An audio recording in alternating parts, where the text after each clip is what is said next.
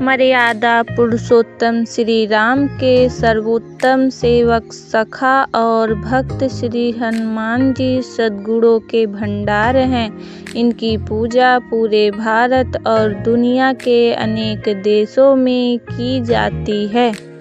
श्री हनुमान जी के परम पराक्रमी सेवा मूर्ति स्वरूप से तो सभी परिचित है, लेकिन वह ज्ञानियों में भी अग्रगण्य हैं। वह अतुलित बल के स्वामी हैं।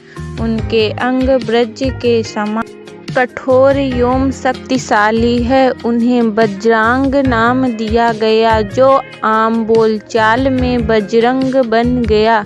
बजरंगबली केवल गदाधारी महाबली ही नहीं, बल्कि विलक्षण और बहुआयामी मानसिक और प्रखर बौद्धिक गुणों के अद्भुत धनी भी हैं। रामकाज अर्थात अच्छे कार्य के लिए वह सदैव तत्पर रहते थे। वह राम सेवा अर्थात सात्विक सेवा के शिखर पुरुष ही नहीं थे, बल्कि अनंत आयामी व्यक्तित्व विकास का महाआकाश है।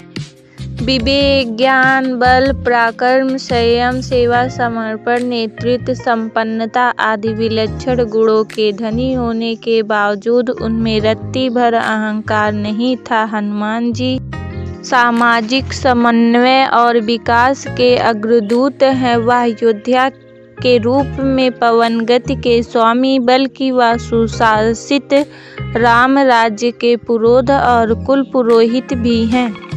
मान्यता है कि पवन पुत्र हनुमान जी का जन्म मंगलवार के दिन हुआ था, जिसका कारण मंगलवार के दिन उनकी विशेष पूजा अर्चना करने का विधान है।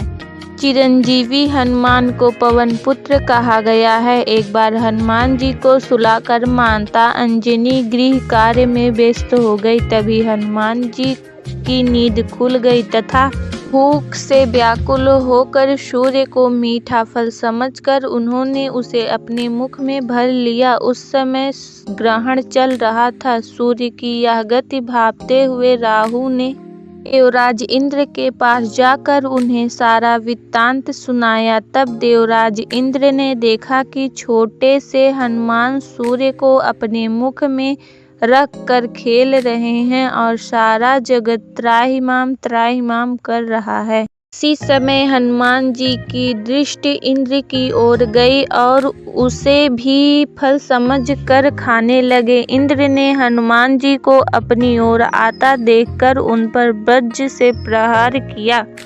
वज्र के प्रहार से सूर्य हनुमान जी के मुख से आजाद हो गए और हनुमान जी मूर्छित होकर गिर पड़े। तभी वायुदेव ने वायु की गति रोक दी, जिस कारण सारे जगत में वायु संचार बंद हो गया और सभी जीव मृत्यु को प्राप्त होने लगे। देवराज इंद्र समेत सभी देवता तब ब्रह्मा जी के पास गए। तत्पश्चात ब्रह्मा सहित सभी देवताओं ने वायुदेव के पास जाकर उनसे विनती की कि वायु का संचार प्रारंभ करे। तब भी सभी हनुमान जी को बल, बुद्धि और चिरंजीवी होने का आशीर्वाद प्रदान करें।